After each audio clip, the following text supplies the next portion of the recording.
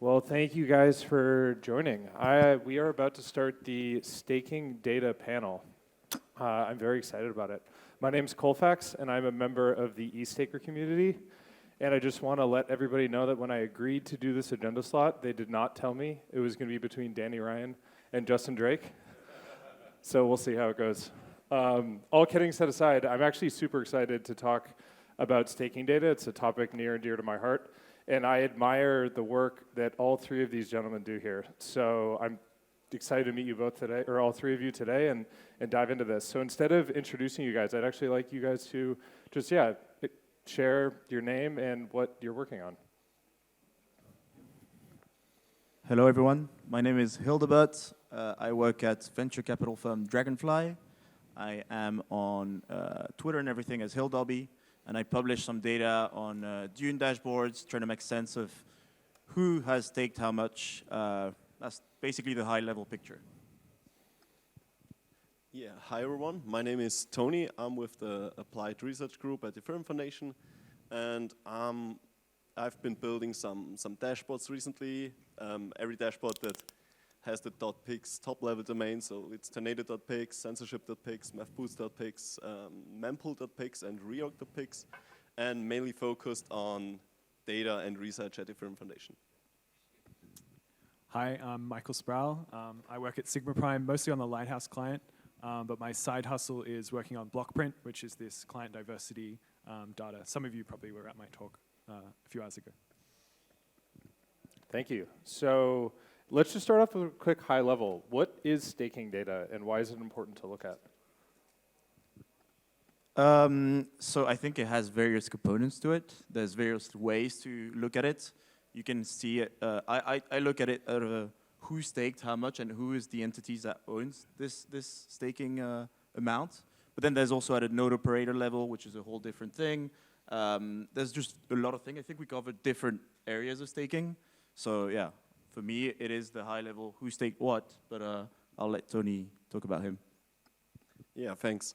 What I'm very interested in is actually looking at all the validators and then trying to somehow cluster them on an entity basis. So in the end, we normally see all these independent validators on the beacon chain, but in truth, we know many of these validators belong to one big cluster, and then it's very helpful if we somehow find some heuristics or some ways to cluster these validators all together. Just also this links very well to Danny's talk. We want to know if there is some systemic risk to the validators, which entity is controlling how many validators, and then of course how these entities are behaving when it comes to censorship and all the math topics.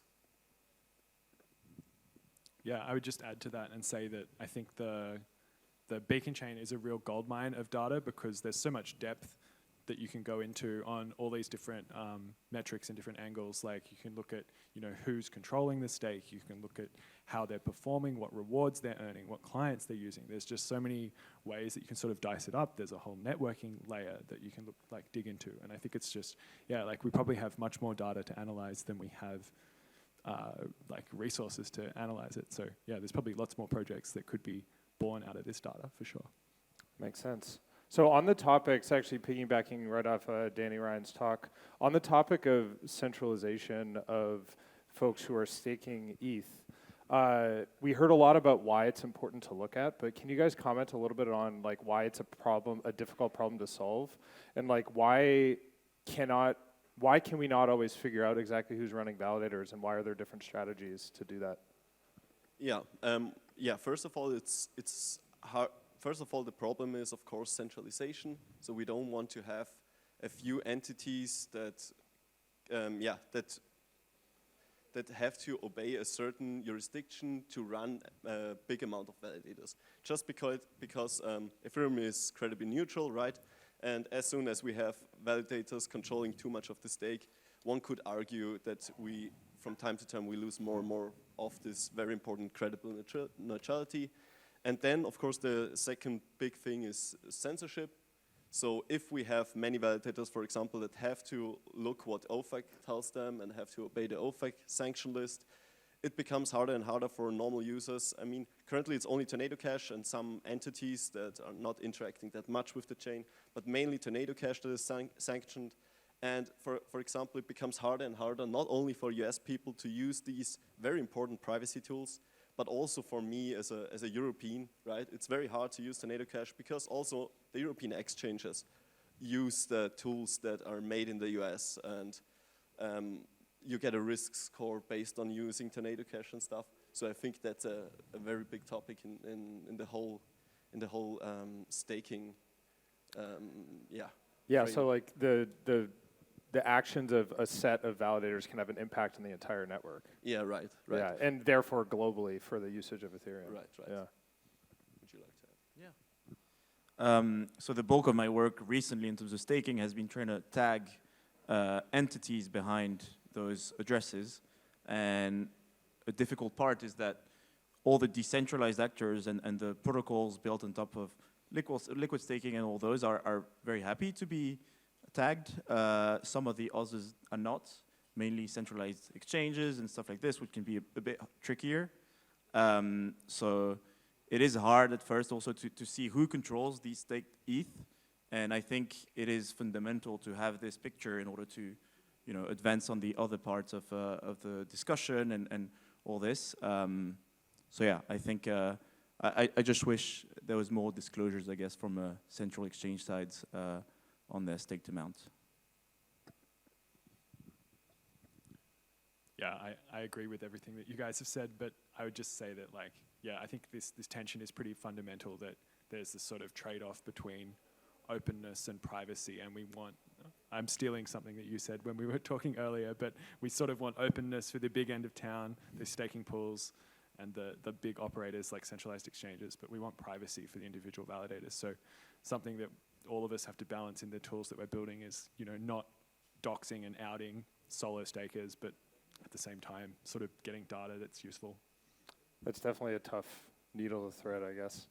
On the topic of centralization, I want to talk a little bit about client diversity, something that I'm really passionate about. Michael, can you talk a little bit about, I guess, just high-level client diversity, why it's important, and then secondly, like, why is it so complex to figure out who's running which clients? Yeah, so high level, the reason it's important is that we just, we don't assume that any of the software that we've built is perfect. So if there's a bug in any client, we don't want that to absolutely destroy Ethereum, because there are various ways. Since we've moved to proof of stake, it's actually a little more risky to have a concentration of stake on a single client, because if you finalize an invalid chain, it's basically game over for everyone that voted for that invalid chain. They lose all their stake pretty much, unless we bail them out, which we shouldn't do.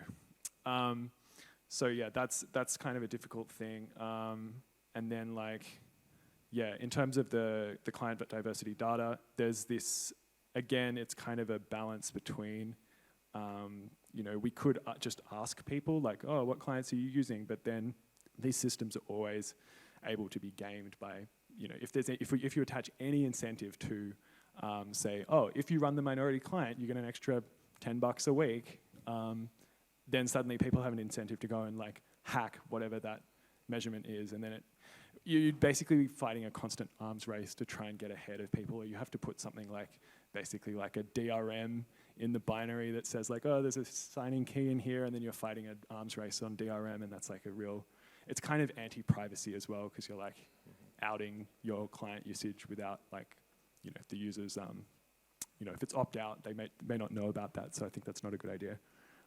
So yeah, it's kind of, we're just doing the best, I think, with what we've got, and trying to adhere to the decentralized ethos of the project and the sort of pro-privacy thing. Yeah, and maybe just a little bit to add, because I was also using Michael's tool, so it's open source block print. It's very nice, and the cool thing about it is you can pass in a block and it will classify that block. So it doesn't need you to set up a node and connect to as many peers as possible to then find out what client they are using.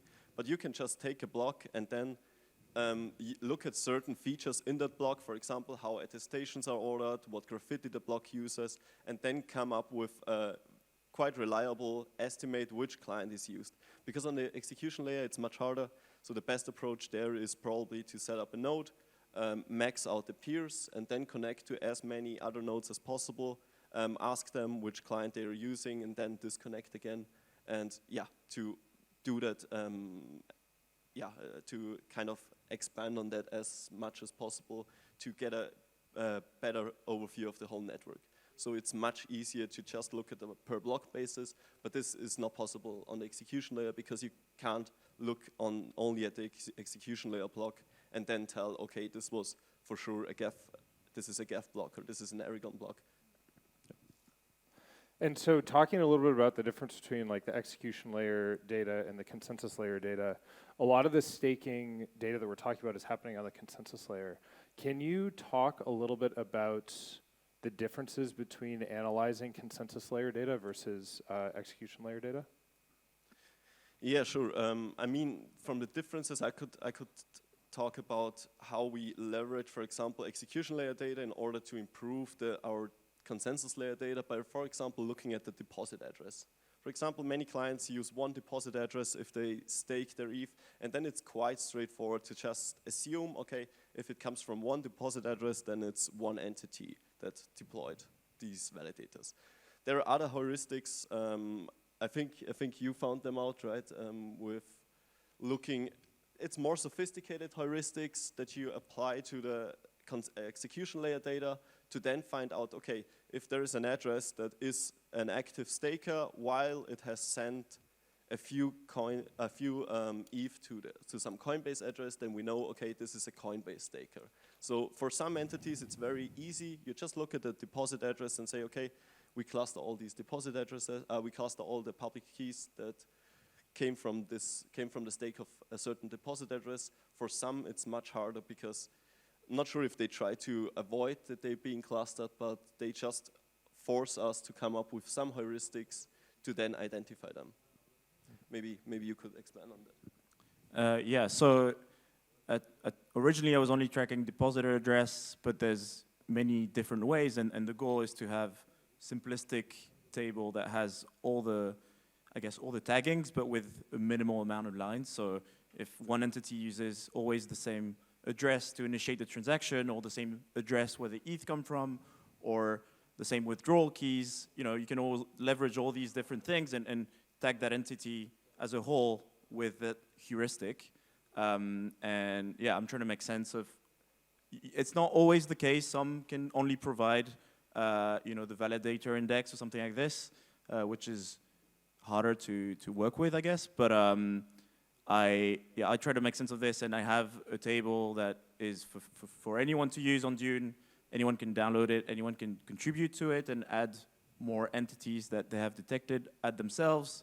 You're also free to reach out, and if you want your own entity or you have a V2 or a V3 that is released with a new protocol underlying a new underlying smart contract, feel free to tell me, and I'll make sure to add you.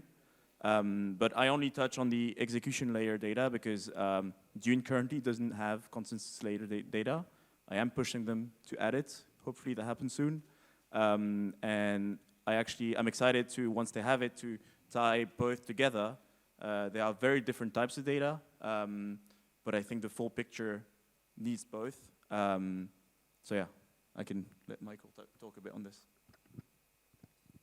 Yeah, this just brings to mind for me, one of the issues we have on the consensus layer is that because the software is a little bit newer, we don't have archive nodes that are maybe as efficient, space efficient as the execution layer archive nodes. So running a CL archive node has been something that's been quite difficult. You need I saw someone syncing one today, and they got to 6 terabytes with Lighthouse before they'd even finished syncing. So that's pretty horrendous. We've got a long-term project to fix that. We've got an archive node now that fits in 150 gigabytes for Lighthouse. That's an experimental one. But yeah, we're hoping to release that after Deneb. But our hope is that this makes a lot of beacon chain analytics just a lot more accessible, because anyone with 150 gigs of space can just get an archive node and then have access to a lot more historic data and just do whatever analysis they need to do. Yeah. So so far we've been talking a lot about collecting data and analyzing it, but there's really a whole other component about like visualizing this data. And so the awesome designs that you showed off in Blockprint earlier in your talk today, and then of course the .pix websites, and then Dune does a great job of helping visualize too. I mean, I think we're actually doing a pretty good job of visualizing the underlying data, but I'm curious what you guys think and sort of where the big gaps are in terms of visualizing and really like translating this information into something that people can understand. Yeah, like I think it's a unique skill to be able to come up with things that people intuitively understand when they see. Like I know that for me, I've had to work quite hard to iterate on my ideas to make them accessible and understandable. And the Blockprint UI, I think, is hopefully understandable because of the work and the feedback that I got from my colleagues who were like, what is going on here? Like, what are you doing? And me then going, okay, I have to tweak how this works. But yeah. Yeah, I think on Ethereum we are already doing quite a good job in making also sure that all this data is then open source. More or less, I did the same research that I do now on Ethereum on Bitcoin, and it's much harder. I can tell you, much harder to get labels to addresses for Bitcoin. There are some open source databases. They are very small, but on Bitcoin, for example, you can really see that these big players, they have the labels, they have all these tagged addresses, and they are not happy to share that with anyone. So not even if you're a researcher trying to write a paper or something, they would never share the data with you. And for Ethereum, we already have a really big portion of the whole stake identified. We identify more and more solo stakers every day. And this is just nice to see that, that it's not only the big players that then have that data, can use it, can sell it, but it's more or less open source and everyone can use it. So in terms of visualization, I also iterated a bunch on my dashboard over the years, with the month. I started it a year and a half ago, and at first no one really cared, I guess, about this data. And then ETHtaker came by actually and did a quadratic funding round where I was able to get some money out of it when I was independent. And that also pushed me to keep improving it and keep it up to date. And you know, I tried to present it in a way that you start with the higher level data, and slowly as you scroll through, you go deeper and deeper, because that tends to be how people react to what they want to see is the high level, and then you know slowly dig in.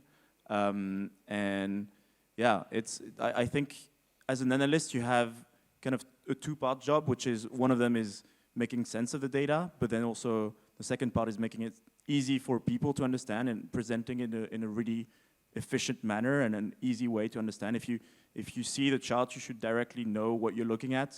It shouldn't be a bunch of labels, complex to read and stuff, so that you know it is. Otherwise, if I see a dashboard and it's really, really complex, I just click away because I don't necessarily have the time to process what is there. And a lot of data is lost because of this, I think. Just people who are amazing, really, really smart, but don't necessarily put in the work on the visualization side. So yeah, I encourage all analysts to actually work on the visualization. I think it goes a much longer way than the belief to get the data out there and seen by the public. So yeah. I'm glad people are now paying closer attention to the actual data that's going on related to staking. And so much to the point that I see ongoing active public discussions around client diversity, stake distribution, censorship, MEV, and how to handle it. What do you see as the up and coming sort of like new types of data analysis that we're going to start doing on staking? Or what are new things that we should start focusing on next? Very recently we focused more and more on solo stakers, so identifying solo stakers to also get a picture of how many solo stakers we actually have.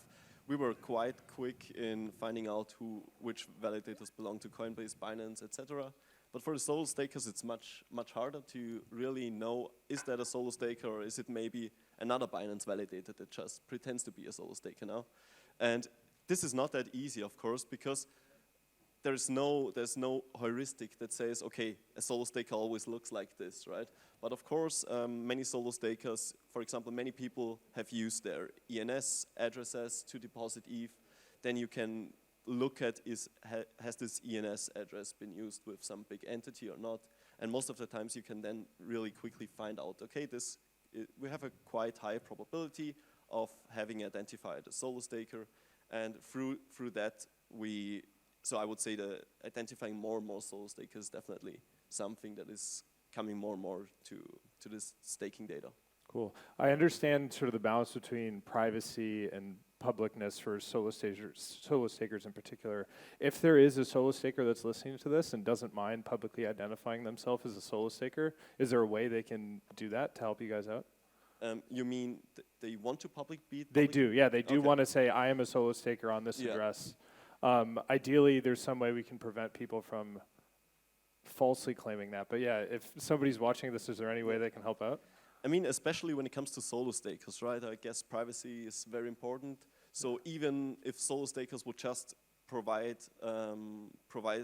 their, it's really hard, Yeah. right? Because at some point it should be anonymous. And I mean, solo stakers could reach out to me and tell me, please don't say it to someone else and include me to your data set, but anonymously I would do so. But yeah, I totally get why a lot of solo stakers don't want to be identified too, right? It also adds risks when you think of DOS attacks or it's just we have to find some balance between, as Michael already said, tagging and publishing all the big entities while still respecting the privacy of the solo stakers. Makes sense. And so in terms of other new things, I recently heard about the new rewards API. Can you tell us a little bit about it, Michael? Yeah, so this is sort of trying to fill in some gaps that we felt were there in the consensus layer data about rewards. There's historically been, block explorers that will show you, oh, you were tested in this epoch and you got a reward of this, right? And they sort of had to reverse engineer basically the rewards algorithm that the consensus layer uses. So to improve on that situation, some awesome fellows from the EPF, it was actually the last round, worked with us on standardizing a new API for rewards. And now there's sort of experimental support in Lighthouse and in Teku and a couple of other clients where you can say, okay, at this epoch, what rewards did this validator get, and sort of give me a breakdown by how they attested, like whether they attested correctly and matched the head, whether they matched the target, the source, and then also for blocks, which I think is really interesting, showing the profit per block, which is something that I think clients compete on and should compete on, and is like a kind of fun, for us as client devs, it's like a fun optimization problem to compete on that. And then with Deneb, we've also got this cool thing coming where we're going to surface some of this rewards data in the block production pipeline. So if you're running a validator client like Vouch, which uses multiple beacon nodes to produce blocks, it will now, at the moment it uses a heuristic to choose which block is the best, but it will now get a little HTTP header that says, okay, the reward from this block is such and such ETH, 0.3 or whatever. And it can profit max and just choose the best one. And I think this is actually going to have a benefit for client diversity as well, because it turns out that at the moment Vouch is preferring Prism, but from the block print data that I have, it actually looks like Nimbus and Lighthouse are probably the more profitable blocks. So hopefully we'll see setups where people have Nimbus and Prism side by side, or Nimbus, Lighthouse, and Prism. It's going to choose more Nimbus and Lighthouse blocks, which is going to sort of give us a better indication that there's these multi-validator setups out there. Yeah.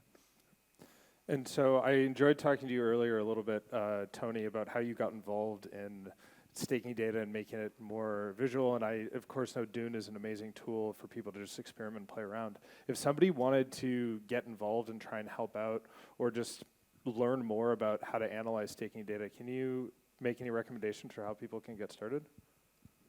Yeah, so currently I'm hosting an open source dataset on mevboost.pix/data. So it contains more or less every block since the merge, with the identified validator who proposed the block, but also the relay that relayed the block, the builder who built it.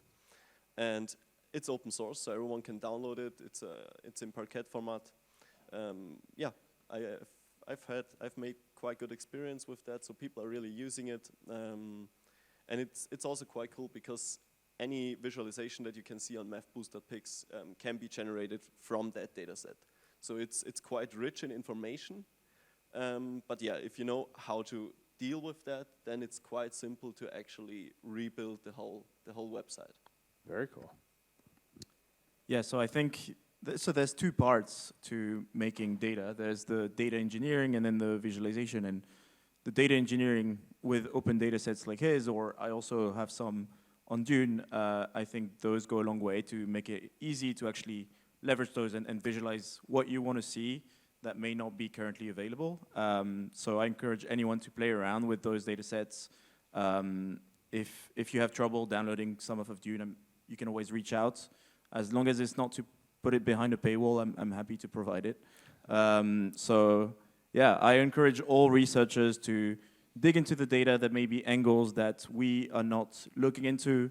There's so much space for many analysts to collaborate on. If you're a protocol or are staking yourself, feel free to signal which, whether it's a deposit address or something you're using so we can tag you. Yeah, I think just there's many ways to help, so there's space for every contribution. Thank you. So we just have a few minutes left, so I want to close with one question, and I'd love for each of you to answer, and then we'll get some questions from the audience. So given the view that you have on the Ethereum ecosystem from analyzing all the staking data you've seen, if you could wave a magic wand and either like change or fix one thing about Ethereum, what would you change? Yeah, that's a good question. I would say it's not a change that I would propose to Ethereum, but it's more a change that I would propose to all these staking pools, and especially the centralized ones, to just be open with their validators, to not hide them behind some very complex deposit logic and stuff, because it's very hard for us to find out who, for example, to call them out, it's Coinbase mainly, right, that have a very complex logic to somehow deposit into the beacon chain, and the other one is it Stakefish? It's Coinbase to Stakefish contract. Right. And so it would be much easier if everyone would just use one deposit address for depositing. And if not, if they would just have a simple GitHub pages page where they would just put up their deposit address. It's simple as that, right? And for a big company, this takes them a few hours to set up. And it would help us a lot to really reliably tag the validators. Because sometimes people reach out, actually we have 2% market share, not only 1%. And then you have to ask them, yeah, but what's your deposit addresses? And then they're happy to provide them, right? But why not directly, actively providing them somewhere? Yeah, I think Coinbase is a good one. Coinbase is really hard to track. They started by making validators from like creating an address for every single validator. So that was already a pain to track. There's like 160,000 addresses they used to deposit ETH. They lost like 1,000 ETH just in gas to do this. And it is basically to hide themselves originally on chain. I think now that they forked Stakefish contract and now are depositing from it. But I just wish there was more transparency generally. Some way to, at least for big actors like this, to signal publicly that they are behind those addresses would be great. Because even now, I'm relying on like their quarterly reports to check if the numbers match mine. I'm currently missing 3% for them, so looking for those. But yeah, it's kind of a cat and mouse game where it's the never-ending one where actors don't necessarily have an incentive to disclose all this, and I understand that, of course. I think for the sake of Ethereum at large, it would be great to have those disclosed, and yeah, maybe there's a middle ground in there. I don't really have anything to add, so yeah, I think let's do questions. Cool. Well, thank you all for joining. I enjoyed chatting with you, and I definitely learned a lot, and I hope you guys had a good time.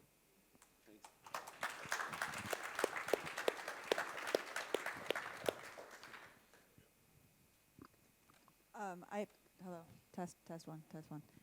I apologize for how many questions are built into this question, but whose responsibility is it to fund the capture and analysis of staking data? Because it's fundamentally important in measuring decentralization, but there's currently no incentive to building in ways to measure. And in fact, incentives are the other way around. There's incentive to hide your staking data and maybe like pretend to be a solo validator. So whose responsibility is it to fund that data, and whose responsibility is it to make sure that there are ways to capture that data? Yeah, I guess there are not that many incentives except from getting invited to a panel, right? So I think it's also in the responsibility of the stakers themselves, especially the big ones, right? They care about the protocol, so they might want to. It should be an incentive enough for them to be very open and transparent, and also answer Telegram messages when you're when you're asked like how is your logic, how does the deposit logic look like. So I think it's also the responsibility of the stakers themselves. I don't think that, I'm not sure about how to fund that. Of course, there are many grants that are happy to support open data and dashboards. But except from that, I don't really have an answer how to fund that in a very sustainable way, except from somehow spinning a business out of it, like Dune did very well, and And rated, Right. as Michael said. I think we're probably curious nerds at heart who just want to get that data ourselves. So the incentive is probably curiosity. I don't know if that's the same for you guys, but it is definitely for me. And I couldn't find this data when I wanted to look into it, so I got frustrated and thought I might as well do it myself. And my incentive is that, just intellectual curiosity. There is still like 18% or so that are somewhat undisclosed of who is behind this ETH, and I keep trying to tag those, but it has diminishing returns in terms of time spent and what you discover over time. It's really hard to fund anything that is kind of sector level. When a team is directly involved, it is directly the data. They're usually happy to fund it, but when it is a whole sector and they're comparing different protocols, teams are actually probably more interested in this, but no one's willing to fund it as a whole. Like he said, it's probably DAOs and pools of money that maybe can fund it. But I think luckily we have curious nerds, I guess. Ken, do we have time for one more question? Take it away, Henny. Hello. Once we have more accessible and efficient CL archive nodes, what type of insights and analytics do you see becoming available? So I think something that would be really cool, and we've started working on this in Lighthouse, is that we've got a validator UI, and that's basically like a local block explorer, pretty much. And there's other people working on local block explorers, like Autoscan is really cool. So I think just it really improves the sort of accessibility of that data, and you can like have your own data and keep track of your validators. In terms of new things to build, I can't think of any really cool ones off the top of my head, but I'm sure people will come up with like amazing stuff. Like basically, block explorers on steroids would be awesome in my opinion. And then whatever after that. Yeah. Thank you. Well, everybody, please give another warm round of applause for our panelists, and thanks for coming in.